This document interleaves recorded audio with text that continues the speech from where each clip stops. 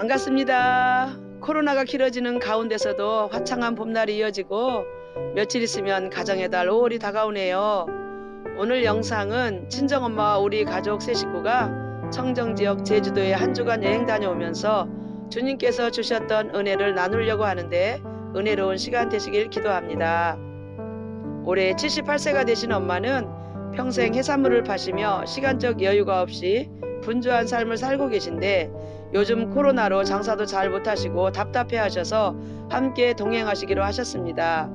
엄마와 이렇게 긴 시간 함께 여행하는 건 처음인지라 이번 여행 기간에 그동안 자녀들을 위해 고생하신 엄마를 위로해드리며 섬겨드릴 수 있으면 좋겠다는 마음으로 출발하였습니다.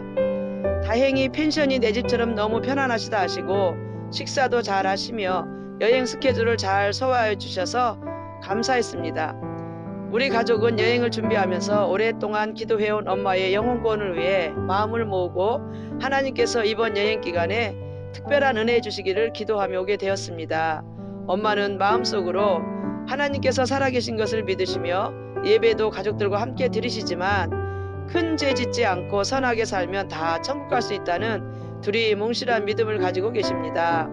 복음을 전해드리려고 하면 잘 믿고 계신다며 듣기를 거부하시기에 1대1로 정확한 십자가 구원의 복음을 전해드리지를 못했습니다.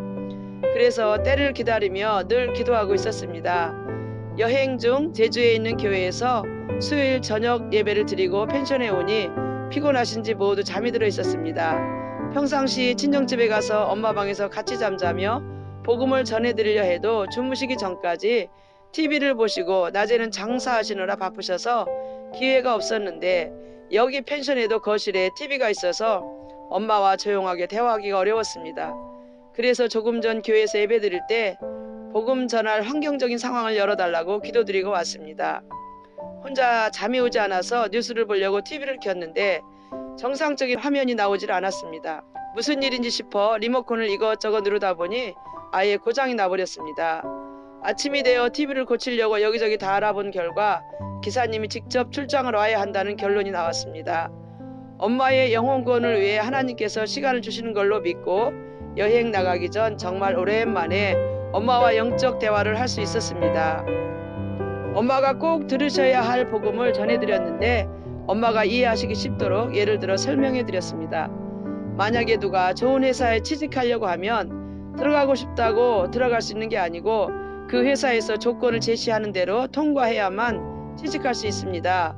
엄마가 하나님을 마음으로 믿고 싶은 대로 믿으셔서 구원받을 수 없고 성경 말씀대로 믿으셔야 천국 가실 수 있음을 전해드렸습니다. 그리고 나서 글 없는 책으로 엄마가 이해하시기 쉽도록 간략하고 정확하게 복음 전해드리고 예수님을 영접하시겠다는 고백 속에 인격적으로 주님을 모셔드리는 영접까지 편안하게 하시게 되셨습니다.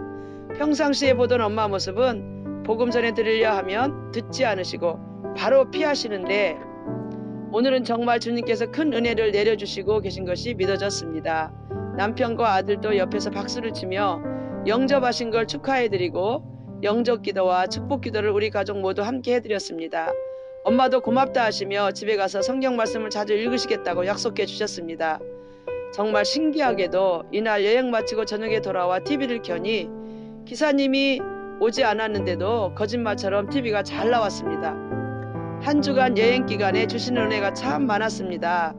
더운 날씨에 계속 운전하는 손자가 지칠만 하면 할머니가 5만원권 2장을 꺼내주시며 우리 손자 컨디션을 할머니가 살려줘야지 하시면서 건네주시고 아침에 출발할 때 오늘 또 우리 기분 좋게 하루 출발하자며 새돈을 준비하여 운전하는 손자에게 건네시는 엄마는 분위기도 정말 잘 파악하시고 사람 속마음도 너무 잘 아시는 멋지신 엄마였습니다.